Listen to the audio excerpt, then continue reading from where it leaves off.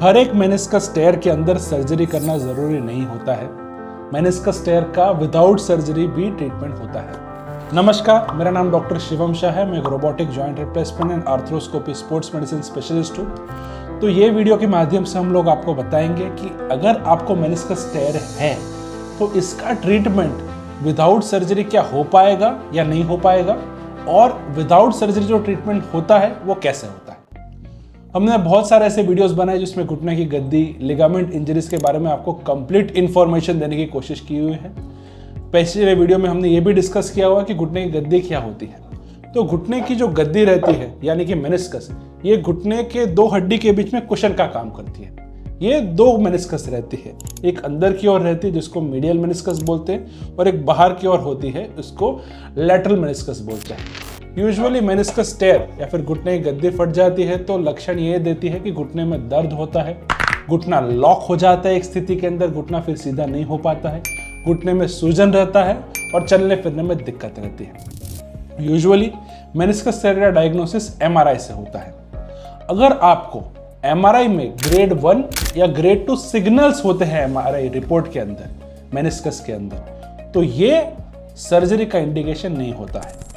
Most probably जब grade 2 grade 1 meniscal injury होता है उसका ट्रीटमेंट हम लोग विदाउट सर्जरी फिजियोथेरेपी से करते हैं, या फिर अगर फिजियोथेरेपी से इंप्रूवमेंट आपको नहीं होता है तो हम लोग घुटने के अंदर पीआरपी का इंजेक्शन लगाते हैं। तो ये पीआरपी क्या होता है? पीआरपी यानी कि प्लेटलेट रिच प्लाज्मा। तो हम लोग आपके ही बॉडी से ब्लड लेते हैं, ब्लड को हम लोग सेंट्रीफ्यूग मशीन के अंदर डाल के उसको हाई वेलोसिटी पे रोटेट करते हैं। ये जो ब्लड होता है दो भाग में डिवाइड हो जाता है। एक भाग होता है फ्रेश ब्लड और दूसरा भाग होता है प्लेटलेट रिच प्लाज्मा यानी कि पीआरपी। ये पीआरपी के अंदर प्लेटलेट्स रहते हैं और प्लेटलेट डिराइव्ड ग्रोथ फैक्टर्स यानी कि पीडीजीएफ रहते हैं। अब आपने देखा होगा कभी भी आपको कहीं पे हाथ पे भी कट लग जाए तो खून आता है बाहर और खून अपने आप ही जम जाता है।